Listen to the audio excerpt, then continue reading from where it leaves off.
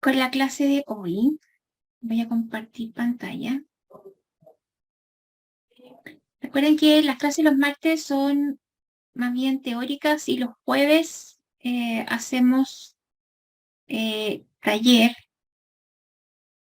Y estamos ya en nuestra tercera sesión. Hoy día vamos a tratar el tema de la modalidad de educación a distancia, específicamente Blended Learning. Bueno, traje un chiste, así como para poder amenizar un poco al inicio de la clase. Hay muchos memes que ustedes pueden ocupar para iniciar sus clases. Este dice, chicos, suban la oración a Twitter y por favor no quiero que nadie se retuitee. Sean creativos. Hay un montón de memes y les puedo dejar también como muchos que los pueden ocupar para sus ponencias, etc. Bueno, ¿qué vamos a hacer hoy? El guión de la sesión, la idea es que partamos hablando de educación a distancia y de Blended Learning. Vamos a ver algunos conceptos ya más en detalle. Luego, cómo diseñar un curso virtual y cómo evaluarlo. Creo que es importante que revisemos eso porque de esa forma también vamos conformando una idea de cuáles son los componentes, ¿verdad?, de un curso virtual. Una actividad de reflexión, el receso, como siempre, a las 20 horas. Y en la temática de entorno virtual de aprendizaje, vamos a ver si alcanzamos porque prefiero que se reúnan en grupos y que realicen la encuesta de levantamiento de información que la necesito para el taller de este jueves, ¿ya? Junto con el plenario de los nudos críticos que yo había dejado ya más o menos conversada en la sesión anterior, ¿ya? Bien, recordando, ¿cierto?, algunos temas que ya habíamos visto en la sesión pasada. Hablamos de modalidad de enseñanza, ¿cierto? Dijimos que era un procedimiento, conjunto de procedimientos especiales para realizar una acción educativa. ¿Y por qué parto con esto? Porque la educación a distancia es una modalidad de enseñanza, ¿ya? Vamos poco a poco a introducirnos en el Blended Learning, pero primero, ¿cierto?, recordar que educación a distancia son todos aquellos tipos de formación en los que el docente, ¿cierto?, y el estudiante se encuentran en distintos lugares de tiempo. Es así de general, ¿ya? Hay definiciones que traje que me gustan. Por ejemplo, educación a distancia, según Eliot, dice que es una modalidad de educación abierta, tendiente a suprimir por lo menos o por lo menos reducir las restricciones impuestas por el tiempo y el lugar en que se debe realizar el proceso de aprendizaje, ¿ya? Y García Heretio, ¿verdad?, que es la que más me gusta, habla de educación virtual, ¿ya?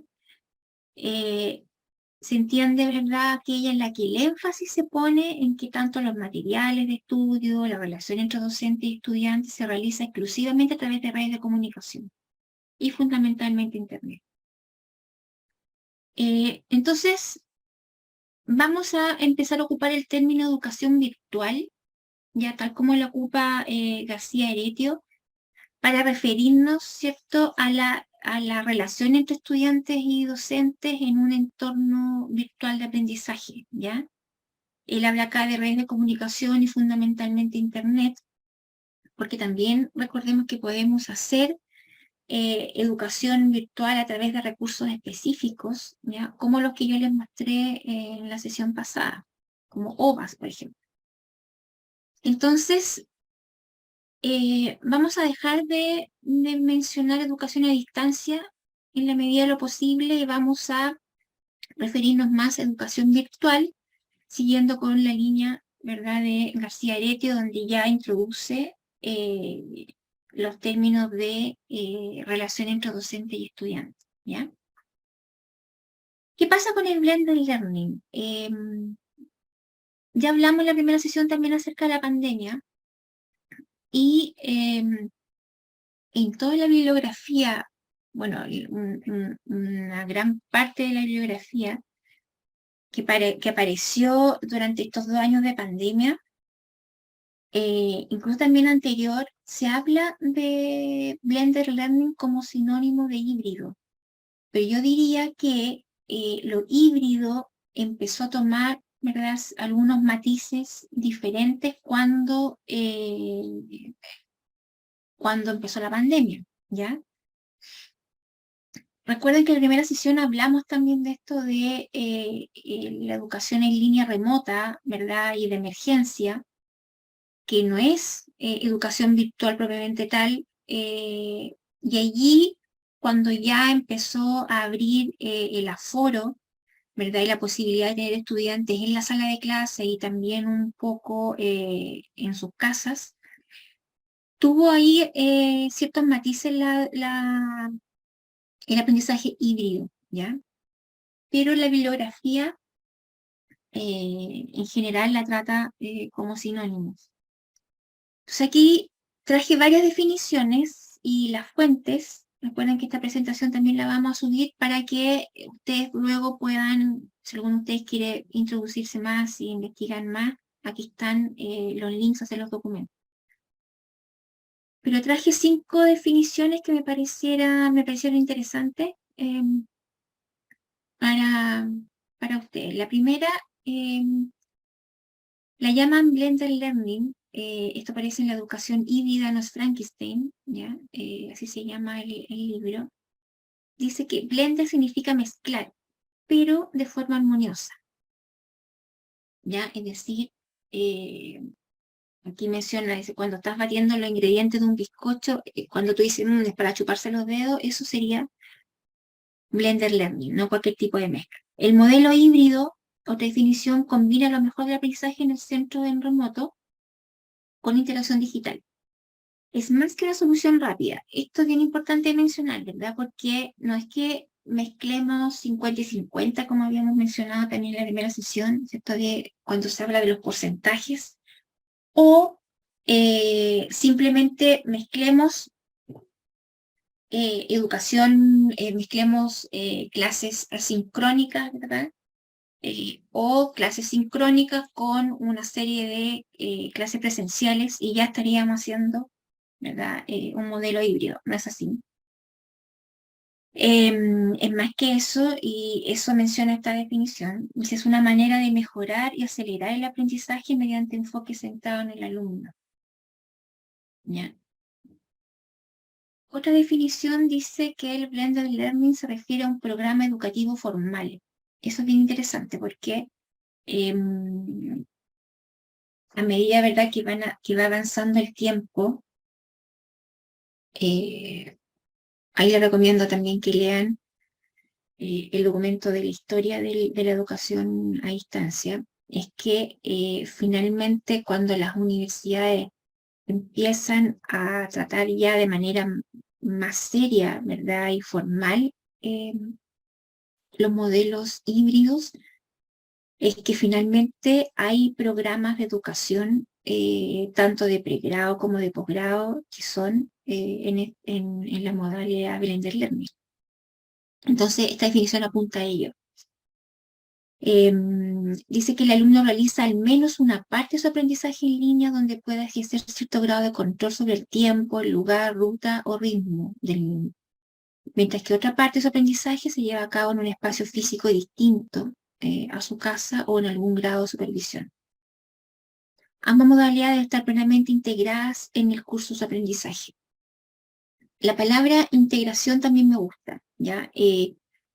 Porque si hacemos solo, ¿verdad?, una parte presencial y una parte online y la juntamos, no estamos haciendo Blended Learning, cada una de estas partes tienen que estar entrecruzadas, ¿ya? Tienen que ser una parte complementaria con la otra. De ahí la importancia del diseño instruccional. Otra definición dice que el modelo de aprendizaje híbrido es capaz de brindar una instrucción más personalizada a un mayor número de alumnos. Esta definición la traje del Observatorio de Innovación Educativa del Tecnológico de Monterrey. Ustedes saben que la universidad Tecnológico de Monterrey, en México, es realmente un referente en educación a distancia y en modelos, también Blended Learning, para nuestra región. Así es que todo lo que puedan leer, ¿verdad?, del Tecnológico de Monterrey es bienvenido. Tienen un montón de materiales que son muy buenos.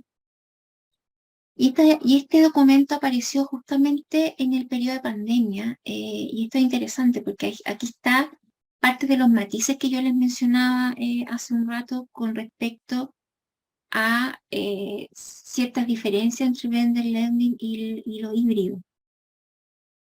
Porque acá menciona el Tecnológico Monterrey, ¿verdad?, que el aprendizaje híbrido puede brindar una mayor instrucción personalizada. ¿Y esto por qué? Porque definitivamente en el periodo de pandemia, ¿verdad?, cuando disminuyeron los estudiantes en la sala de clases, por supuesto que hubo, ¿verdad?, a un número reducido de estudiantes a los que se podía brindar una atención más personalizada. Y de ahí viene el concepto, ¿ya? Pero recomiendo que lean el documento entero. Y por último, la que más me gusta es una de Ulan y otros autores que dice que el aprendizaje híbrido es un enfoque híbrido. Esto me gusta más, ¿ya? Porque ah, recordemos que también lo conversamos en la primera sesión y con mayor profundidad en la segunda, la semana pasada, cuando dijimos, ¿verdad?, que no podemos estar hablando, ¿cierto?, de educación a distancia y colocar porcentajes quizás de cuánto sería lo más apropiado. Y por eso me gusta hablar de enfoque, ¿verdad? Porque un enfoque es cuando uno fija, ¿verdad?, ciertas prioridades en los modelos, sin dejar, ¿verdad?, de lado quizás algunas fortalezas que en este caso tiene la presencialidad, por ejemplo, ¿ya? Entonces el aprendizaje híbrido, dice Fulan y los otros autores, que es un enfoque híbrido que se basa en el éxito del aprendizaje invertido, ¿ya?, mixto, remoto, a distancia y online, para crear intencionadamente experiencias centradas en el alumno, profundamente personalizadas, pertinentes y atractivas. Así es que si ustedes me preguntan con cuál definición me quedo, es con esta. Por eso que además la puse ahí sola en la diapositiva. Bien, ahora les voy a pedir ayuda a ustedes. Antes de pasar al tema de cómo diseñar y cómo evaluar cursos de enseñanza, aprendizaje virtual, también encontré un estudio bien interesante donde preguntaron a estudiantes, ¿verdad?, acerca de su grado de satisfacción con la enseñanza virtual. Y aparecieron 5 temas que me parece muy bueno que los conversemos. Hice una tabla donde aparece el atributo, ¿verdad?, que ellos mencionaron como importante, donde había mencionaban como un mayor problema o debilidades frente a la experiencia que ellos habían tenido. Luego puse en la segunda columna los fundamentos. Todo esto está en el documento. Bueno, después lo voy a decir específicamente cómo se llama. Y puse una tercera columna en el qué hacer, que más o menos lo señala el artículo, da alguna idea, pero quiero que acá entre todos levantemos alguna idea antes de ver qué es lo que nos dice el artículo, ¿ya? Entonces, el primer atributo que mencionaron estos estudiantes, todos de educación superior, señalaron como primer punto la interacción entre los compañeros. Miren qué importante. Dice, la interacción entre compañeros puede influir de manera decisiva sobre la consecución de determinadas metas educativas, ¿ya? Esto que estoy leyendo ahora son los fundamentos que aparecen en el artículo. Estas interacciones provocan situaciones beneficiosas y valiosas, sin duda, ¿verdad?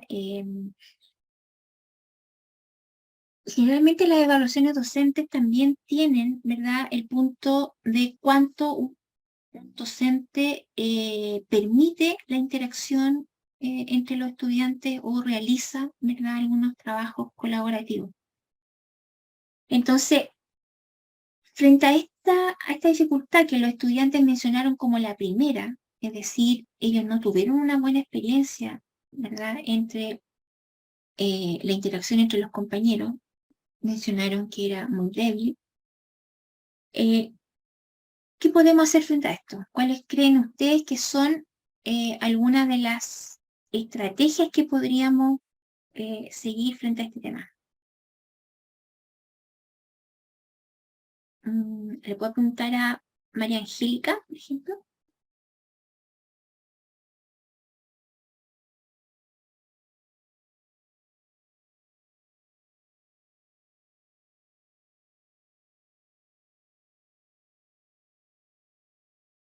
¿O Ulises? No sé si María Angélica está o con el...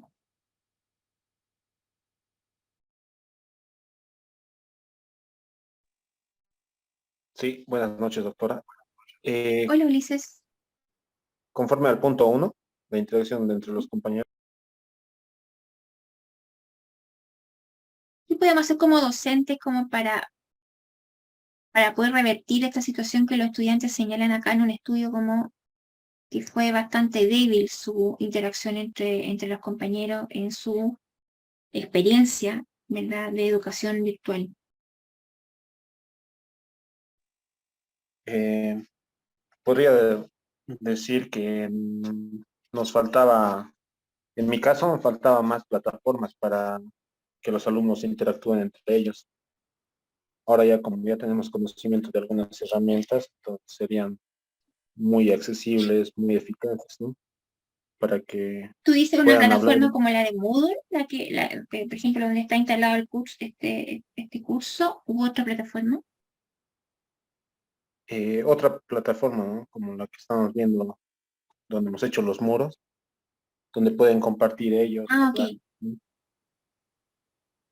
Esa es la que más resalto, ¿no? Que ahora he visto. Muy eficaz y ya la puse en práctica, ¿no? La anterior clase y les gustó, ¿no? Es muy Me gustó, llamativa. te resultó. Sí, perfecto. Ya, muchas gracias, Ulises. El segundo punto que mencionaba este estudio, donde había poca satisfacción, ellos mencionaron la concentración de las clases online. Eh, los estudiantes, no sé si a ustedes les pasó a todos quienes pudieron realizar clases en este periodo de pandemia. Yo generalmente hago clases online. En pregrado son online, así como estamos ahora nosotros. En posgrado hago clases ya en modalidad virtual, ya que ahí es diferente. Es más bien de tutorial. Pero sí pasaba esto, digamos que señala este estudio, los alumnos se distraen mucho eh, con el celular, ¿verdad? O generalmente uno piensa que los estudiantes están o leyendo el correo, quizás no se están escuchando. Eh, o simplemente había estudiantes que no apagaban, por ejemplo, el celular y lo llamaban por teléfono mientras están haciendo las clases, ¿ya? ¿Qué dice este estudio al respecto? Además de lo que mencionaba Ulises, que lo voy a agregar a la tabla, ya de poder ocupar ciertas plataformas para que los estudiantes puedan interactuar entre ellos, hay una solución que la verdad es bastante sencilla y que en las clases, ¿verdad?, es necesario que el docente incentive la interacción. Por ejemplo, lo que estoy haciendo ahora. O cree actividades grupales, ¿ya? Porque definitivamente, sí o sí, hay que hacerlo. en esta modalidad, ¿ya? Respecto de la concentración de las clases online, la idea, misión del estudio es que hay que planificar, ojalá, sesiones que duren menos, ¿ya?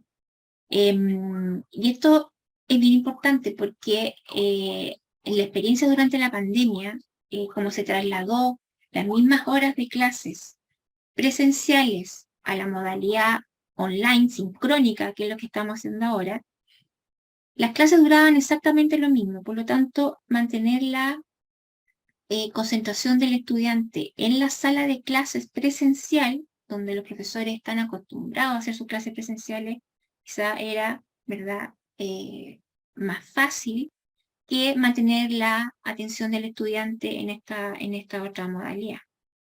Entonces, la idea, ¿verdad?, habría sido, la solución habría sido que durante este periodo que tuvimos clases, ¿verdad?, de esta forma, sobre todo en la pandemia, no duraran la misma cantidad de horas, ¿ya? Y dejar horas para el autoaprendizaje de los estudiantes o hacer otro tipo de actividades. Aquí el estudio propone, ¿verdad?, eso, o disminuir las horas de clases de esta modalidad o establecer descansos, ¿verdad?, estos recesos, diseñar alguna mini tarea, alguna actividad corta, o sea, que los estudiantes puedan estar haciendo algo y no todo el momento estar como, escuchando. Estamos hablando, ¿verdad?, de estudiantes de pregrado. En eso se centra, que son los estudiantes a los que generalmente, ¿verdad?, hacemos clases y los que estamos acá, digamos, presentes. Otro punto, son 5 los que seleccioné, que es este estudio, ese sistema de revisión de las pruebas online. Muy cierto, también me pasó, no sé si le habrá pasado a ustedes. Este problema generalmente hace referencia a que hay un grado, ¿verdad?, de desconfianza en que es realmente el estudiante que está respondiendo a la prueba, ¿ya? A diferencia, ¿verdad?, de los controles de manera física y presencial, donde tenemos a todos los estudiantes sentados en la sala de clase, ¿verdad?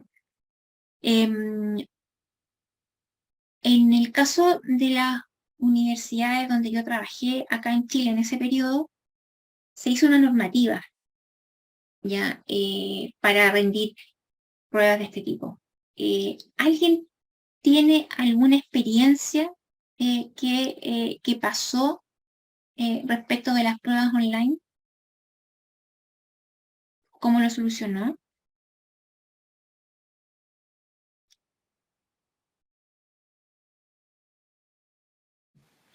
Buenas noches, doctora. Hola. Con respecto a la pregunta, yo pasé también clases por online. Justo, digamos, se cayó la plataforma cuando nos ha dado tiempo, digamos, ¿no? Para el examen. Ah, Y para la prueba. sí, nos ha habilitado un tiempo y muchos, digamos, no le podían hacer porque mandaban, digamos, capturas de pantallas, que como una evidencia, digamos, ¿no? Que no podían acceder a la prueba. Entonces nos reunimos, ¿no? Y a algunos les aceptaba, no era a todos. Entonces empezamos nuevamente, digamos, ¿no? El docente decía, porque ya te daba, digamos, ¿no? La calificación, El digamos, acceso. terminaba, sí, terminaba, digamos, la prueba y te mostraba, digamos, ¿no? Cuánto te sacaste, digamos, de la prueba. Entonces, ya estaba en el sistema, pero algunos no han podido acceder. Entonces, eso era el problema y nuevamente, digamos, ¿no? Hemos empezado, digamos, de cero las pruebas y el docente decía, yo ya sé quiénes se han sacado tanto, algo así, pero han obviado eso y se ha subsanado así para dar nuevamente, porque se cayó, digamos, en ese tiempo la plataforma. Eso sería mi experiencia, doctora. A mí me pasó exactamente lo mismo. ¿Hay alguien más que haya tenido alguna otra experiencia? Israel. Sí, bueno, en mi caso fueron en las predefensas, ¿no? Cuidamos que los estudiantes no tengan audífonos o tengan un teleprompter en el cual estén ahí haciendo su chanchullo, ¿no? Es muy evidente cuando están empezando a hacer karaoke. Leen todo, leen todo, leen todo. Y cuando se les pregunta, tienen la mente en blanco. Es decir, que no han hecho un repaso adecuado de su materia a la que estaban defendiendo. Y bueno, se nota la diferencia entre estudiantes que sí han realizado sus, eh, sus chequeos correspondientes para lo que es la predefensa. Entonces, eso hemos notado, ¿no? Audífonos o tenían alguien que estaba al lado escribiéndole notas porque giraba la cabeza. Entonces, era demasiado evidente. ¿Y tú crees, Israel, que ese estudiante habría tenido un mejor desempeño de manera presencial? ¿O finalmente era un estudiante que ya rendía quizás En este no muy caso, bien? si fuera presencial, se le haría más seguimiento, ¿no? Un control. Hagamos una prueba en el aula, hacemos tu repaso en el tema uno, digamos, si tienes 5 temas para defender el tema uno, vamos a ver su desenvolvimiento, oratoria, aquellos tics que tiene, y se podría ir mejorando, ¿no? Pero de forma virtual es muy complicado, ¿no? Ellos disponen de su tiempo y están conectados a la plataforma, depende al tiempo que disponen, ¿no? Pero en clase sí podría decirle, tenemos unos 15 minutos, repasemos tu defensa y se podría trabajar ahí, paso a paso con él. El tema de los alumnos de último año, ¿cierto? Y las pruebas finales o las defensas fue un gran tema también en el periodo de pandemia. Y creo que en la sesión 1 hubo un grupo también que lo mencionó. Quizá era tu grupo, Israel, como que había sido una de las debilidades. Sí. Em, Mm. La cuestión era para las predefensas, ¿no? Porque ya en las defensas se intentaba hacer de forma presencial ya, la defensa final. Pero en un inicio sí, la predefensa es de manera virtual. es un tema también interesante, vamos a volver a tocarlo eso cuando hablemos del rol del docente. Gracias, Israel. Otro tema que salió en este estudio es la utilidad del sistema.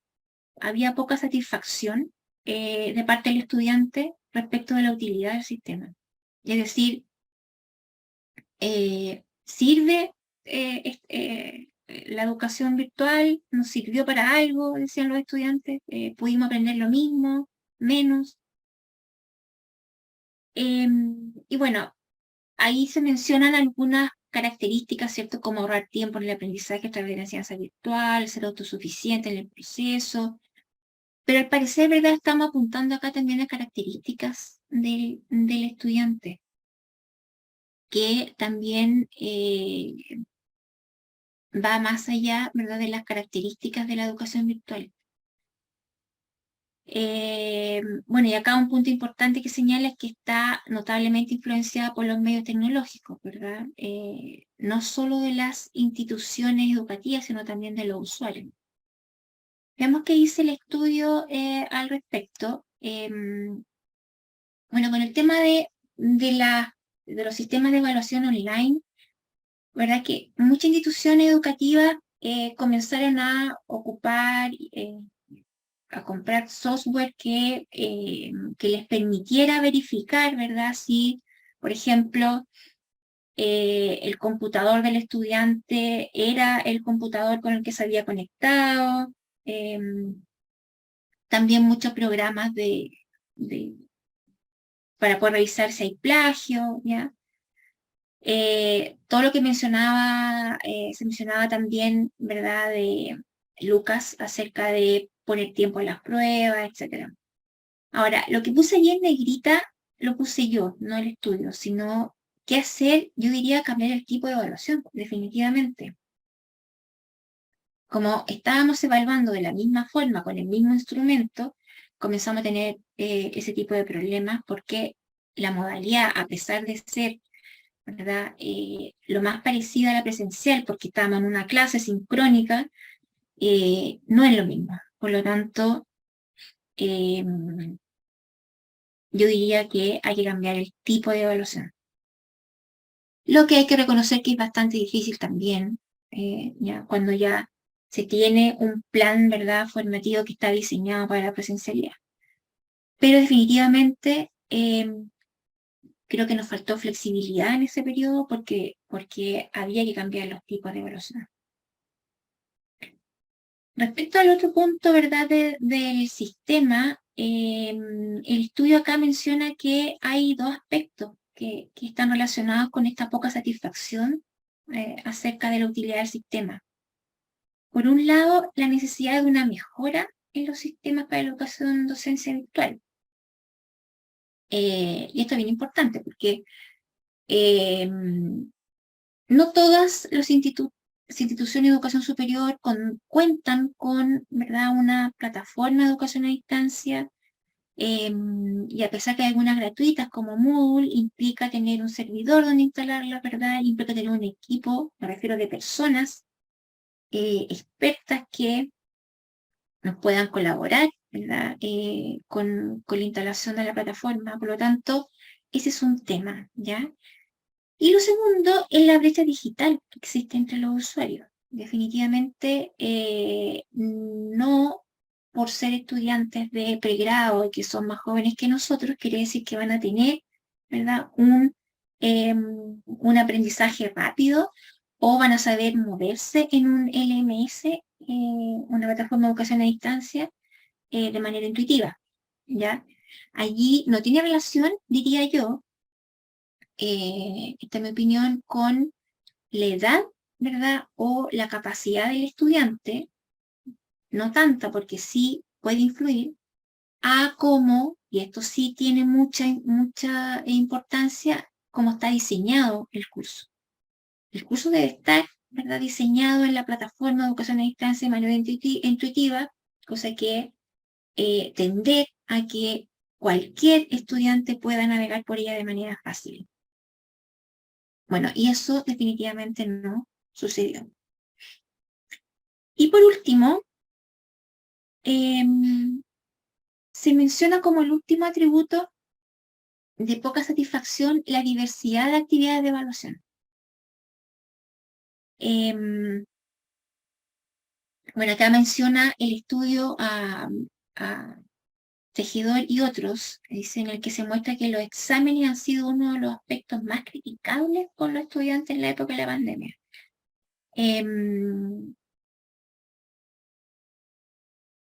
¿Por qué? Porque yo creo, de verdad, lo habíamos mencionado ya hace un rato, tuvimos o tendíamos, ¿verdad?, a replicar el mismo examen que hacíamos de manera presencial en la plataforma de educación a distancia o de manera online. Y acá, definitivamente,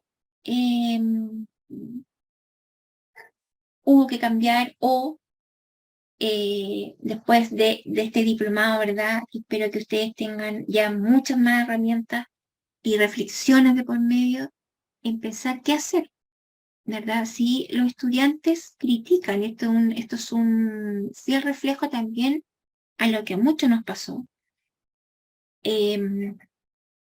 critican el tipo de prueba que realizamos, ¿ya?, y por diversas razones. Una de ellas es la que mencionaba, creo que Lucas fue, ¿verdad?, que se cae la plataforma o se acaba el tiempo de la prueba y eso ya implica, aunque sea muy poco los minutos, implica que el estudiante ya se frustra, ¿ya?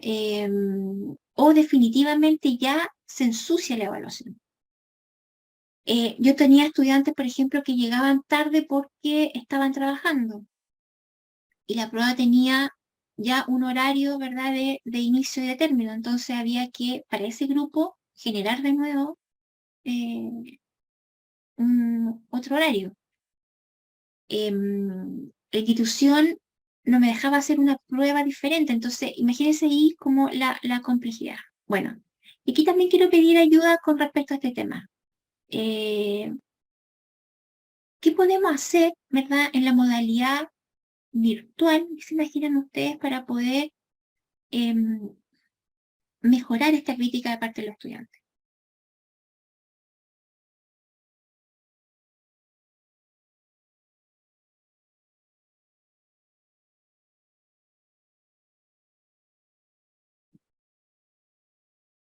Soleil, ¿estás por ahí?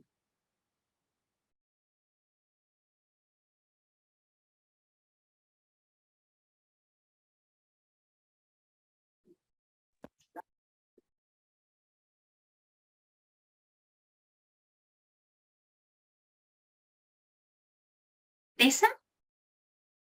Yo no los veo a todos, me aparecen algunos. Ujú. Buenas pero noches. tampoco- Hola, Tessa. Buenas noches. Sí, justamente en lo que es la diversidad de evaluaciones, creo que también cuando estábamos de manera presencial se acostumbraba a que nos den hojas y nos controlen y nosotros que haya una presencia ahí que nos esté controlando el tiempo, si estamos haciendo trampa, si no estamos haciendo trampa, cuando también se debería fortalecer eso de la propia autoevaluación y autoconciencia de los estudiantes, ¿no ve? Para que puedan realizar un examen. Entonces yo creo que sí sería adecuado que se pueda tener una diversidad de actividades en las, incluso fortalecer también evaluaciones orales, que sea una mezcla de exámenes orales conjuntamente con exámenes que puedan responder en una plataforma para que haya un porcentaje de calificación 50, 70, 20 y dividirse esos porcentajes por si la plataforma se cae o hay dificultades. Eso, doctora. Eso, estoy muy de acuerdo con lo que acabas de decir. ¿Alguien más quiere opinar antes que muestre lo que señala el estudio? Estoy súper de acuerdo con lo que acaba de decir Tessa. ¿Alguna otra opinión al respecto? Sí, buenas noches, doctora. Hola, Eh, quién me habla? Jorge Gemi. Jorge. Sí, buenas noches. Estoy Hola, de acuerdo igual con lo que mencionaba hace un momento la colega, porque personalmente lo viví en la época en la que yo estaba en mi defensa de examen de grado. Precisamente pasamos a la modalidad virtual porque fue el año en el que ingresamos a la pandemia. Y ahí me puede dar cuenta que depende mucho cuando es educación virtual de que uno quiera conseguir ciertos objetivos. Entonces creo que ahora sería, bueno, o es, ¿no? Desde hace mucho tiempo esa la función, pero yo creo que más aún con estos medios hay que motivar y a través de esto precisamente que es lo que hablábamos, ¿no? De la diversidad en las actividades que se puedan tener fortalece, ¿no? Mucho precisamente esto para la motivación. Y principalmente yo tenía esa necesidad personal de poder ya concluir esa etapa y quizá eso ha sido mi pilar fundamental para concluirla, ¿no? Pero quizá no hay esa necesidad o no hay esa satisfacción que se tiene al concluir solamente una materia, ¿no? Entonces, quizá esa motivación igual es algo importante que poco a poco se está generando con esto precisamente, ¿no? Que es lo último que hablábamos, que es la diversidad en las actividades de evaluación que nos generan mayor satisfacción en algunas cosas cuando se simplifican o se vuelven como juegos, ¿no? Con el tema de la gamificación también. Eso, muchas gracias. no, gracias a ti. Muy buenos los comentarios. La verdad es que antes de mostrar lo que, más o menos lo que aparece en el mismo estudio, si ustedes me preguntan a mí, definitivamente mi recomendación es dejemos de desconfiar de los estudiantes. Ahora, efectivamente los estudiantes se copian. Puede ser que se copien. Pero, eh, pero definitivamente, de acuerdo a mi experiencia, es que si tenemos instrumentos de evaluación diseñados, ¿verdad? Para que el estudiante piense, haga, ¿ya? Aplique, eh, se va a disminuir esa tendencia, ¿verdad? A copiar. Y lo otro que tú me mencionabas muy bien, esto de generar, ¿cierto? Como que el estudiante se haga responsable de su aprendizaje y eso también parte, ¿verdad? Por la madurez que se va adquiriendo, ¿verdad? A medida que uno cada vez es más estudiante con los años, ¿ya? Entonces, yo creo que un principio, ¿verdad? Que también vamos a tratar en la clase siguiente, un principio de la educación virtual es ese, ¿ya? De promover, ¿verdad? El aprendizaje en un ambiente virtual, ¿verdad? Propicio, donde definitivamente no podemos manejar, ¿verdad? Si el estudiante va a copiar o no, pero va a estar tan bien diseñado que finalmente poco a poco el estudiante va a tender eh, a realizar otro tipo de actividades que no le van a permitir, ¿verdad? Como de copiar textual algo, ¿ya? Lo que sí nos sucede con las pruebas, ¿ah? Por lo tanto, en la educación virtual y es muy necesario que tengamos diversidad, ¿verdad?, de evaluaciones.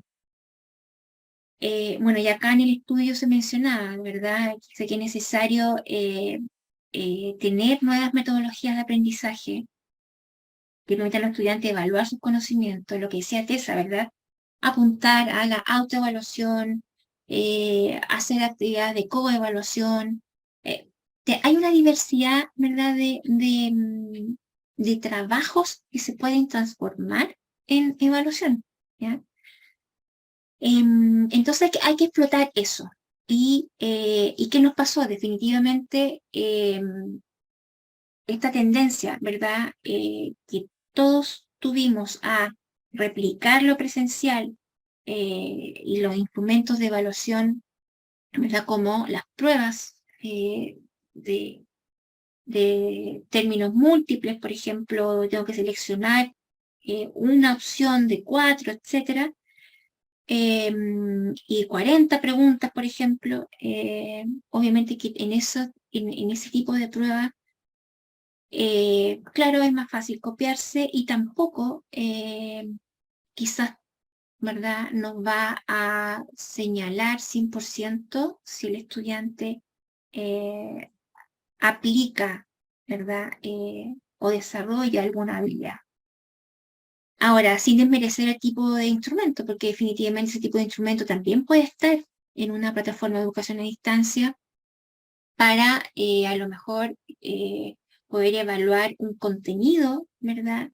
Una parte del contenido donde me interesa que los estudiantes sepan, ¿verdad? Hay contenido que hay que estudiar definitivamente, pero no es la única vía, y la idea es atender a desarrollar, ¿verdad?, habilidades de educación de formación superior, cognitivamente superior, como aplicar, crear, evaluar, ¿ya?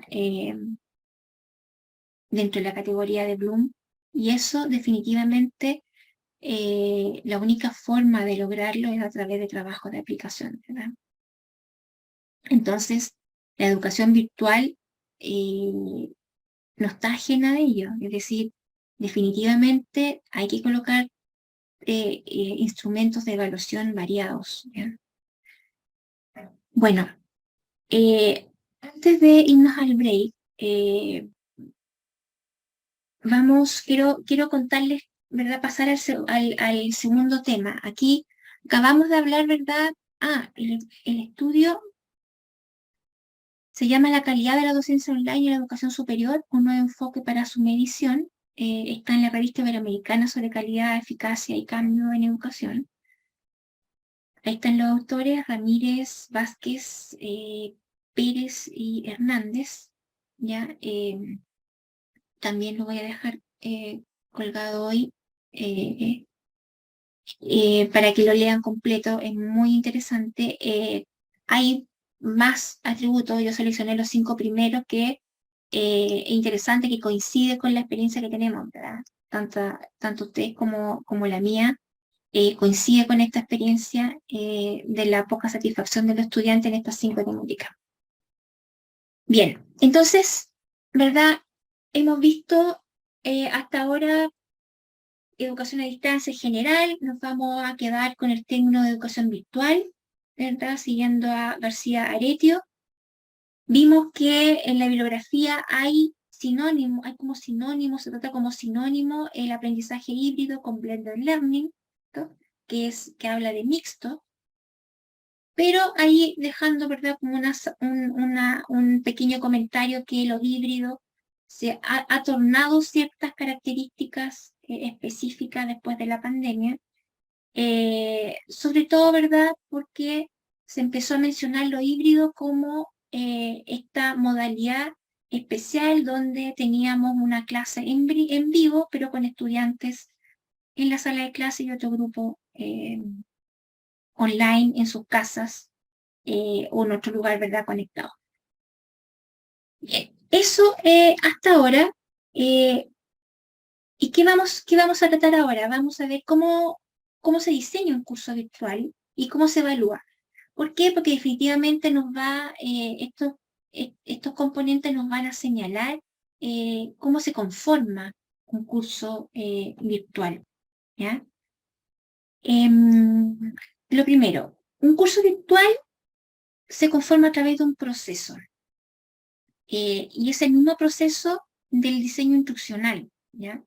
Si ustedes ven modelos de diseño instruccional, se van a fijar que son muy parecidos a los procesos de cualquier tipo de proyecto.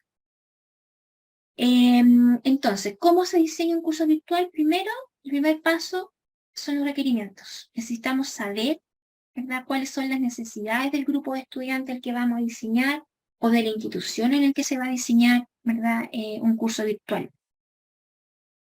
Ahí se genera un documento que se llama documento de requerimientos. Si hablamos de tiempo, por ejemplo, los requerimientos toman tiempo, ¿ya? Porque hay que levantar información, reunirse con las personas interesadas, reunirse con los potenciales estudiantes, investigar, averiguar, ¿ya? Es una parte muy importante. La segunda fase es el diseño instruccional. ¿Se acuerdan que mencionamos el concepto de diseño instruccional? ¿Qué significa? Es organizar, es un proceso. Dentro de este proceso general, es un proceso que nos permite planear el aprendizaje, organizar. Y en este proceso, ¿verdad?, hay que planear todos los componentes, ¿ya? El programa y obviamente todo de acuerdo a los requerimientos del paso 1. Planear también los recursos, ¿cierto? Los contenidos, etcétera. Todo lo involucrado. Luego se pasa, ¿verdad?, al proceso de desarrollo. Todo lo que yo planeé en el diseño instruccional y donde generé allí una ruta. ¿Se acuerdan que mencionamos la ruta de aprendizaje en la sección pasada? Los cursos virtuales tienen una ruta. Si uno ingresa a una plataforma en un curso virtual, se fija que hay una presentación, por ejemplo, del curso, luego hay una actividad formativa, etc. Eso es una ruta, que es, ¿verdad?, el trabajo que ustedes van a realizar en equipo, como trabajo final de este módulo.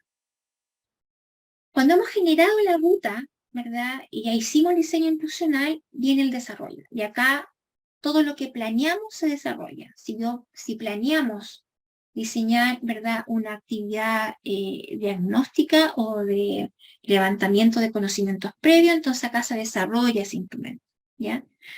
Acá es donde participan los expertos en contenido. Definitivamente, si el curso, por ejemplo, es de enfermería, entonces acá vamos a tener que, ¿verdad?, contratar o pedir, ¿verdad?, a la institución los expertos para que desarrollen el contenido de acuerdo, ¿verdad?, a la ruta que ya está generada.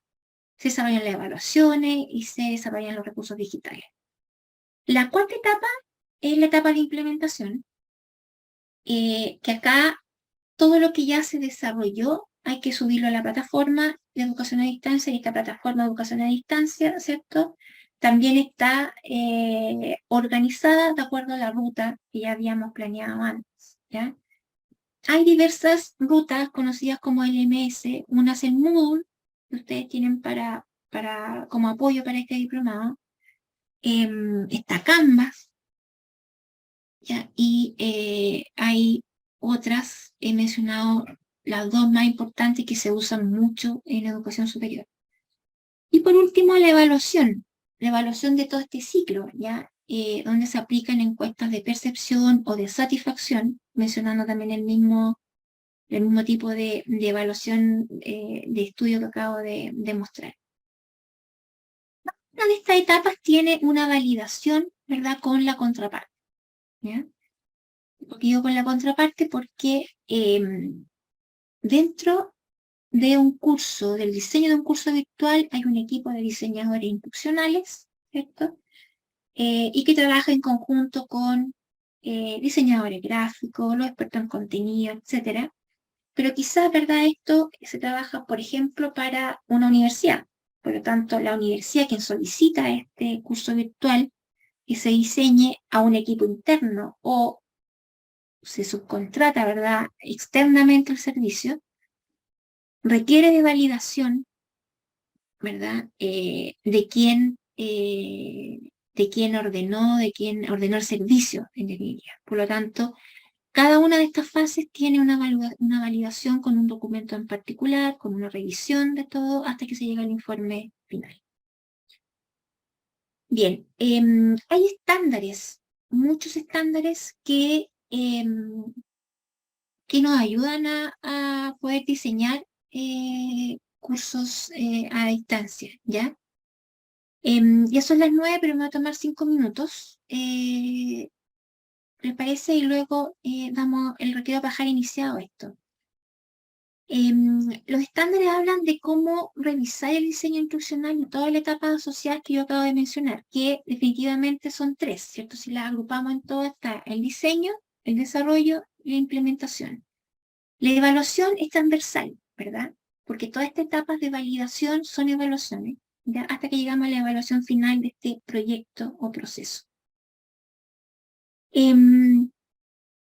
Hay diversas organizaciones internacionales que yo les recomiendo que revisen, ¿ya? Que aportan mucho para tener criterios y estándares en el diseño de cursos a distancia. Uno de ellos, Quality Matters, entrega un programa de garantía de calidad, ¿ya? Que se crea el año 2003. Todo esto en Estados Unidos para estudiar cursos virtuales. Y ellos hablan de generar una experiencia de calidad, ¿ya? Actualmente es una institución autofinanciada que a base de suscriptores, ¿ya? Ellos mencionan estándares generales y estándares esenciales. Tienen un manual de procedimientos, ¿ya? Cuando ustedes vean esta presentación, se hacen clic acá, van a poder ir a este manual de procedimientos. Por lo tanto, ellos tienen, ¿verdad?, más de 30 estándares donde los organizan como específicos esenciales y tienen anotaciones y ejemplos de buenas prácticas. Ellos se refieren al término de alineamientos. Ustedes también han escuchado este término cuando uno dice, bueno, mi planificación la debo alinear, ¿verdad?, para que los objetivos generales sean coherentes con lo específico con las actividades. Entonces acá se habla de este término, ¿verdad?, para referirse a todos los componentes críticos que deben estar presentes en un curso, ¿ya? Objetivo de aprendizaje, evaluación y medición, recursos y materiales didácticos, la interacción del participante y la tecnología.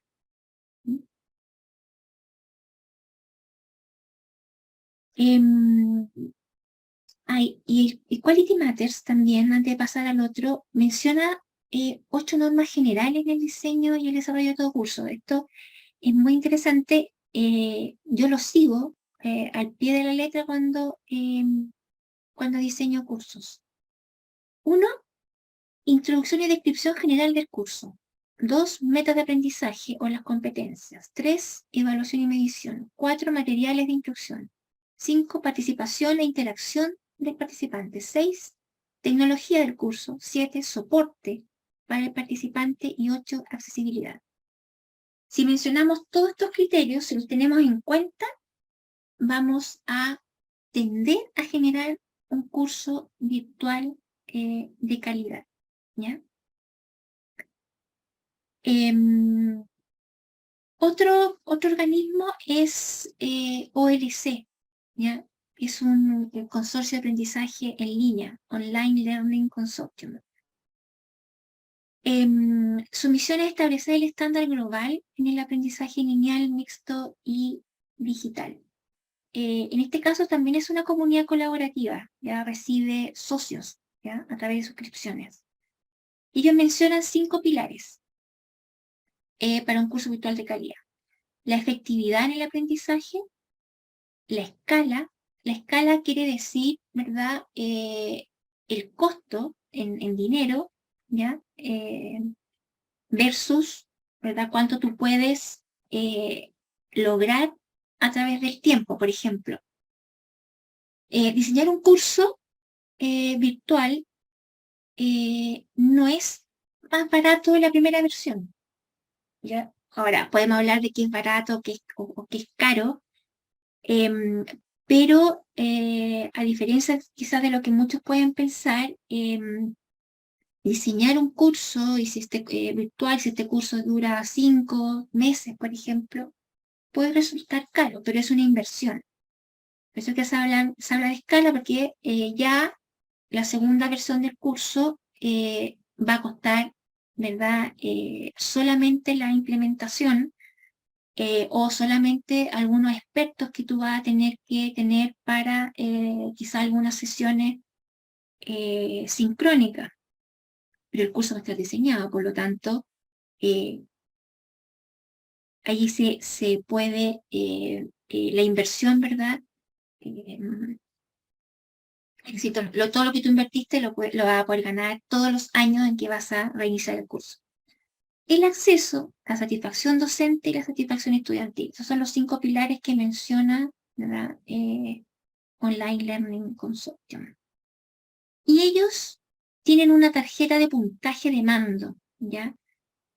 Esta tarjeta de puntaje de mando, que es una especie de rúbrica, ¿ya? Que se las puedo mostrar, tiene todos estos componentes. Habla de apoyo institucional, apoyo tecnológico, desarrollo y diseño instruccional de los cursos en línea, estructura de los cursos en línea, enseñanza y aprendizaje, participación social y estudiantil, apoyo a los docentes, apoyo a los estudiantes, evaluación y valoración.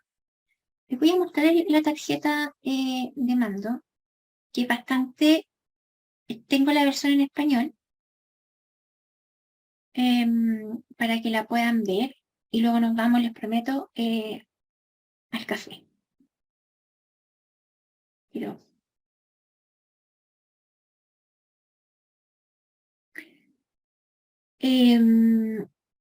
todos estos instrumentos son de libre acceso, ¿ya? Por lo tanto, ustedes los pueden utilizar para diseñar cursos virtuales. Y si no están diseñando un curso virtual, incluso pueden ocupar algunos criterios para sus propias clases, ¿ya? En esta modalidad. Esta es la tarjeta de puntuación, ¿verdad? Que es como hacer un checklist con puntaje. ¿Ya? Entonces, en la categoría de apoyo institucional tengo: la institución cuenta con una estructura de gobierno que permite un proceso eficaz e integral de toma de decisiones en relación con la educación en línea. 0, 1, 2, escasamente observado, o 3, cumple satisfactoriamente con el criterio. Se implementan políticas y directrices con el fin de verificar que los alumnos estén inscritos en los cursos en línea y reciben crédito universitario, sean efectivamente quienes realizan las tareas del curso. Existe una política de propiedad intelectual en torno a la materia del programa. La institución ha definido el valor estratégico del aprendizaje en línea para su propia institución, para las partes interesadas. En la categoría de apoyo tecnológico, por ejemplo, se ha implementado un plan operativo documentado sobre tecnología que incluye medidas de seguridad electrónica. Otro, la tecnología que sustenta el desarrollo de los cursos se considera como un sistema de emisión de prioridad crítica, etc. El cuerpo docente, el personal administrativo y los alumnos reciben ayuda para el desarrollo y el uso apropiado de tecnología y habilidades, por ejemplo, las capacitaciones. ¿La institución apoya al docente en esto o no?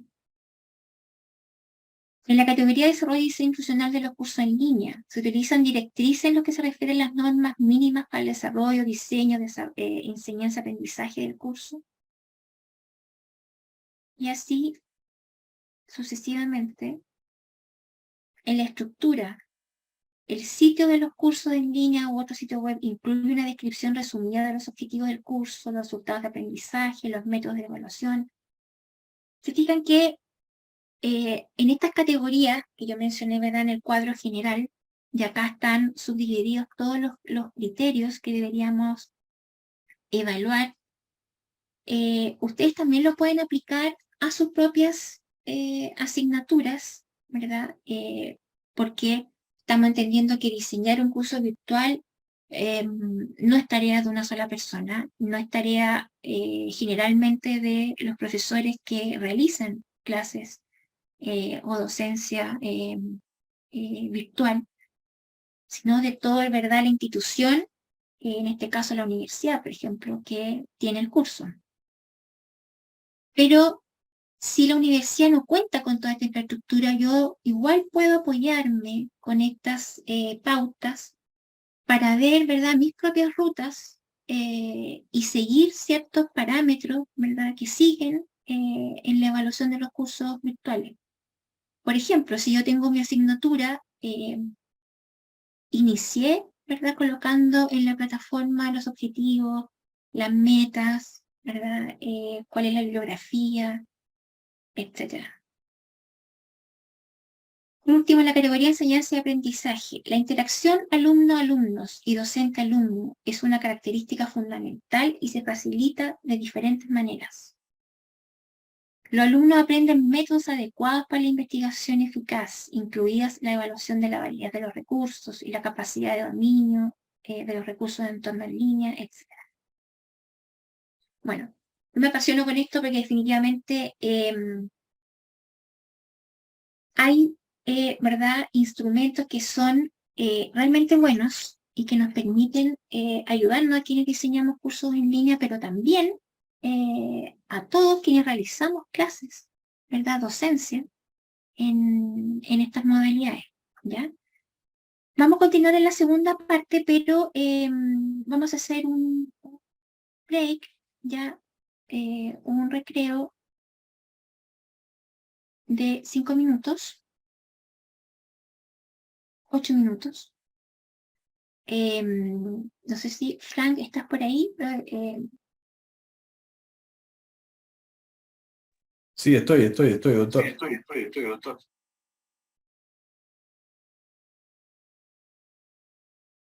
Bien, la tabla de puntuación o de puntaje, ¿verdad?, que les mostré hace un rato, es el desarrollo de todos estos estándares, ¿ya? Entonces, cada uno, ¿verdad?, de estas temáticas tiene sus propios criterios donde se coloca puntaje y se evalúa. Otro es también el Centro para la Excelencia de la Enseñanza en Línea, ¿ya? Tiene una rúbrica también muy interesante para el proceso de diseño de los cursos en línea.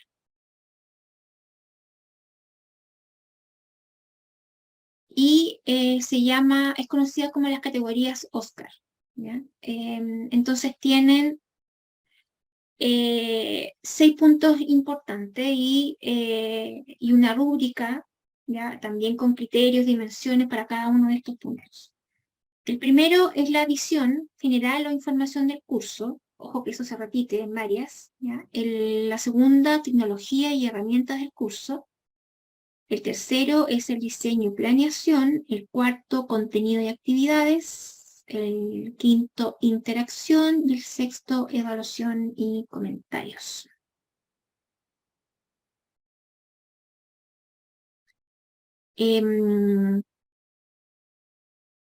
Hay, bueno, los miden por niveles como suficientemente presente, revisión menor, revisión moderada, revisión mayor o no aplica, ¿ya? Y las categorías que yo acabo de mencionar, tal como dije, se miden con estos niveles y a través de una rúbrica. Antes de mostrar estos instrumentos, voy a terminar de explicar todos mejor y ahí les muestro todos los instrumentos. Otro estándar lo entrega la agencia USAID, Agencia de los Estados Unidos para el Desarrollo Internacional, ¿ya? Ellos muestran una hoja de ruta para medir aprendizaje a distancia. Eh, y lo simplifiqué en esta métrica, ¿ya? En este cuadro. Es una métrica para supervisar y evaluar la educación a distancia y hablan del alcance, el compromiso y los resultados. El alcance es quién accedió a la tecnología, la programación y contenidos son coherentes con los usuarios. Y acá se refieren al acceso a la tecnología, dispositivos, software, infraestructura para la tecnología, es decir, electricidad, internet, conectividad telefónica, ¿ya? Programación y contenido de aprendizaje a distancia. En compromiso, las preguntas son: ¿se usó el contenido según lo previsto? ¿Es relevante? ¿Respondió a las necesidades? ¿Cautivó a los usuarios? Y acá lo que evalúa es hasta qué punto los usuarios participan según lo previsto en la programación, incluyendo el grado en que los usuarios perciben que el contenido es relevante, cautivador y de calidad. Esto es bien importante porque acá existe una evaluación, ¿verdad?, que se aplica a los usuarios, por lo tanto es una percepción que los estudiantes tienen. Y respecto de resultados, las preguntas son: ¿cuál fue el cambio en conocimientos? ¿Cuál fue el cambio en las habilidades, actitudes o comportamientos? Y acá lo que mide son los cambios en el aprendizaje, el conocimiento, el contenido, así como aprendizaje también emocional. Y esta es la hoja de ruta, ¿ya? Que menciona. Antes de partir, identificar, ¿verdad?, participantes y modalidades, ¿ya? El inicio, el paso 1, determina objetivos de seguimiento y evaluación de la calidad a distancia. Objetivos y evaluación. El paso 2 determina qué será medido, eso es el alcance, ¿ya? Luego viene la planificación y diseño. En el paso 3 determina cómo se recopilarán los datos. Paso 4, determinar los métodos y enfoques para medir, ¿ya? Y en el paso 5, métodos y enfoque piloto. 6, recopilar datos. 7, realizar análisis. Y 8, informes. Es importante acá, hay una diferencia que esta menciona la etapa piloto, que es una metodología, ¿verdad? Uno realiza, ¿verdad? Se diseñan cursos en modalidad virtual. Si lo quieres diseñar, ¿verdad? Para, por ejemplo, todo en la Facultad de Ciencias, vas a partir quizás por experiencia piloto con algunas carreras y luego aplicar enteras.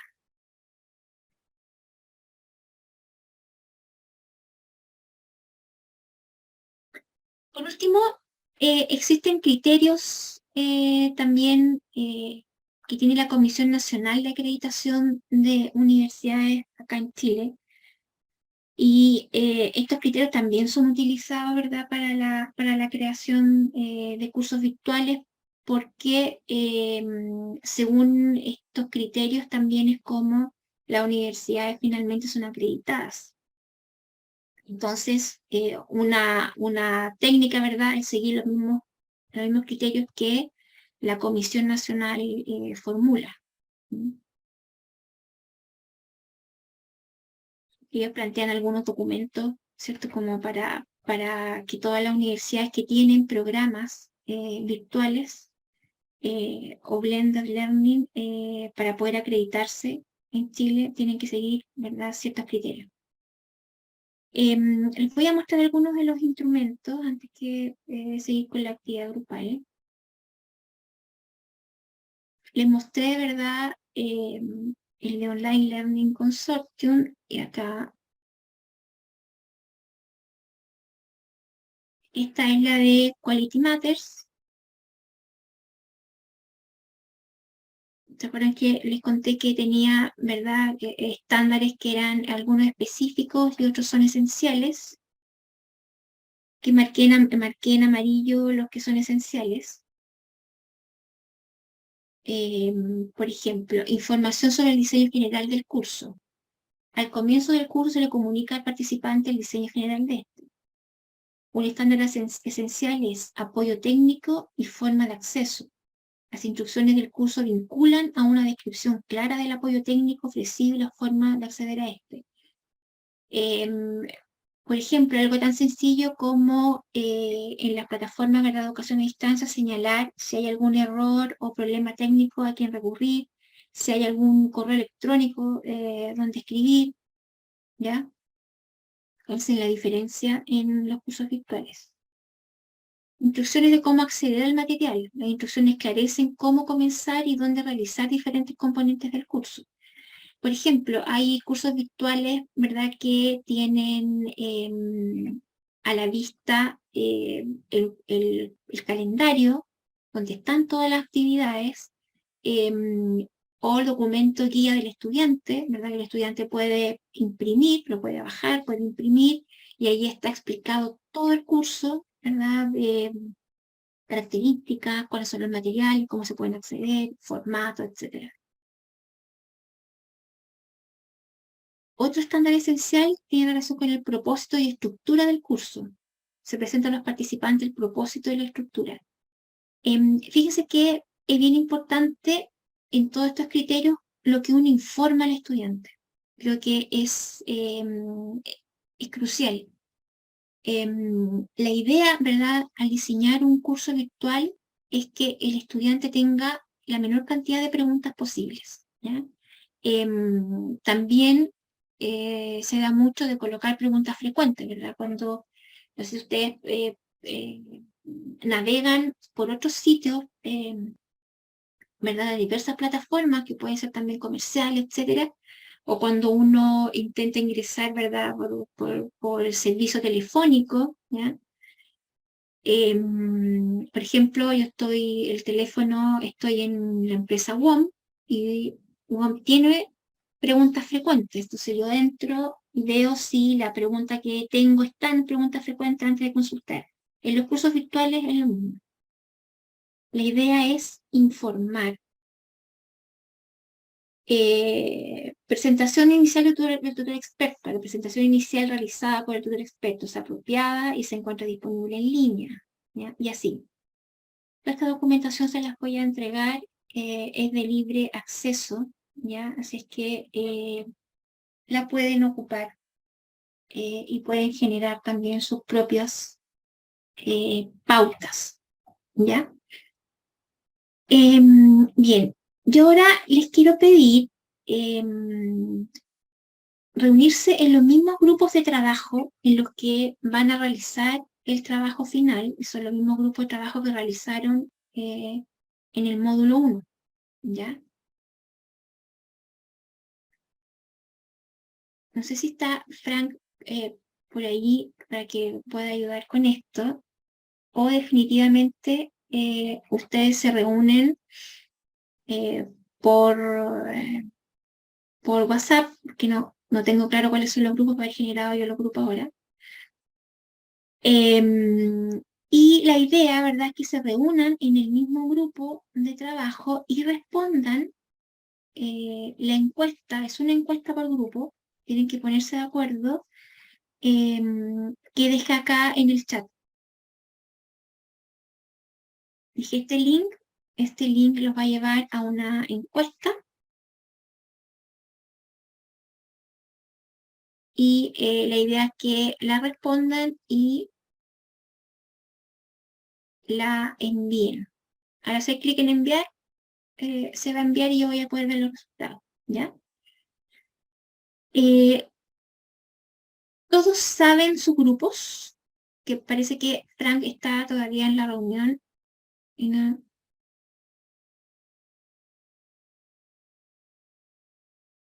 ¿Me pueden hacer así? ¿Saben sus grupos? O aquí viene el chat.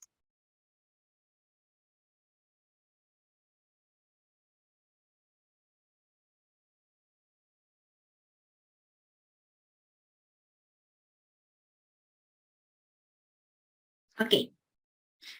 Entonces,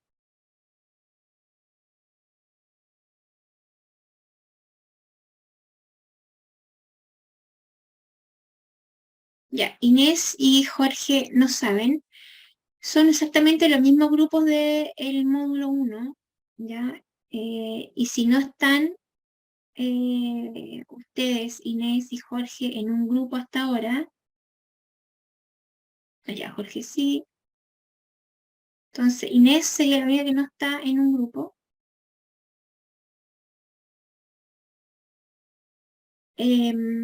Vamos a colocarte en otro grupo entonces, Inés, ¿ya?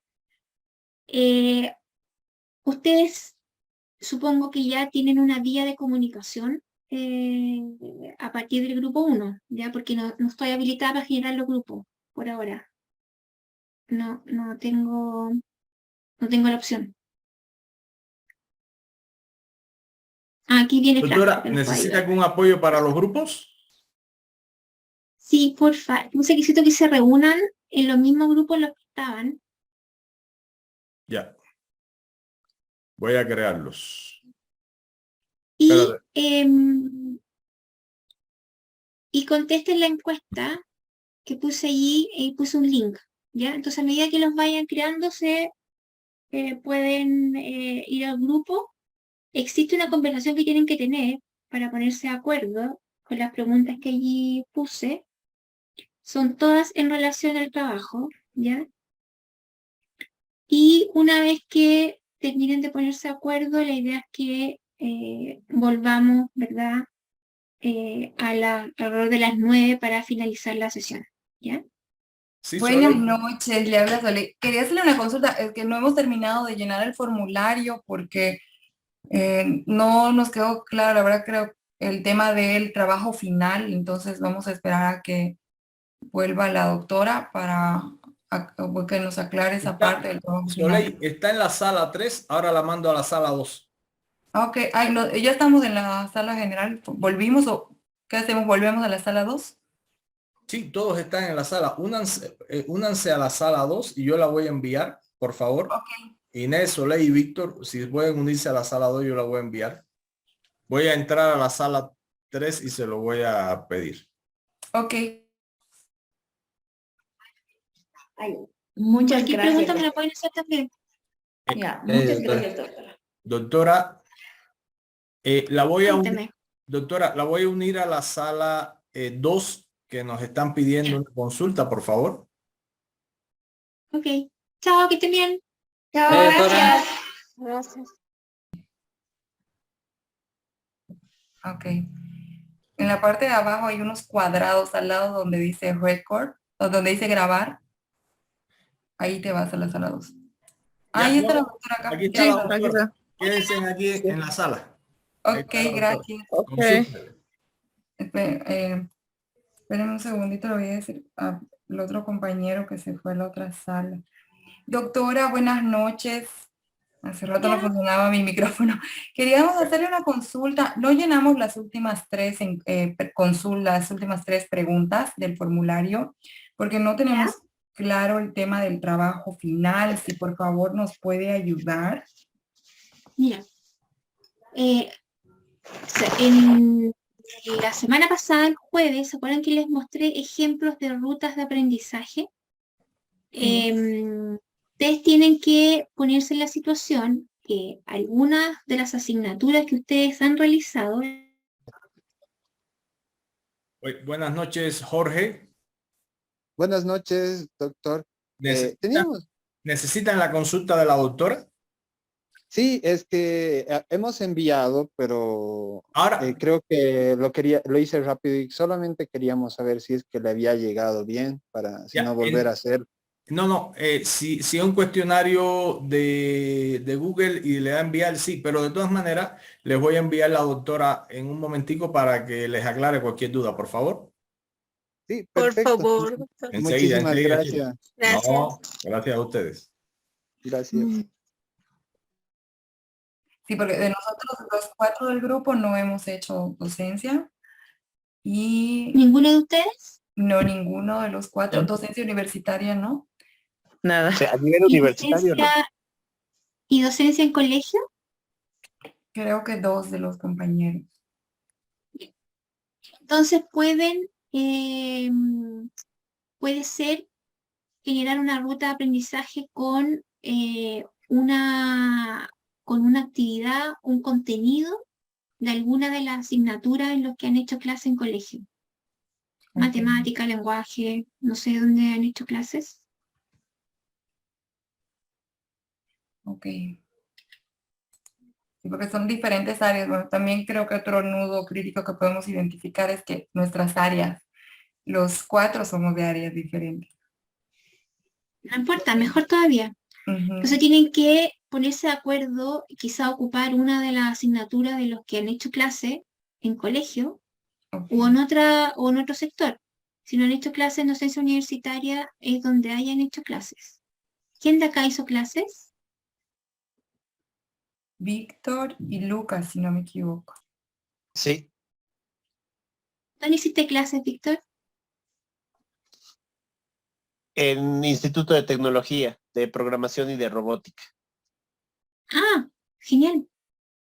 Entonces, con la asignatura que tú hiciste, Víctor, pueden hacer la ruta. ¿Ya? ¿Está bien? Perfecto.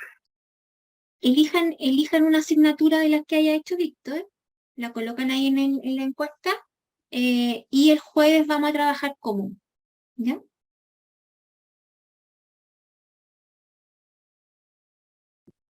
Ya están todos ya están todos en la sala principal, doctor. Ya.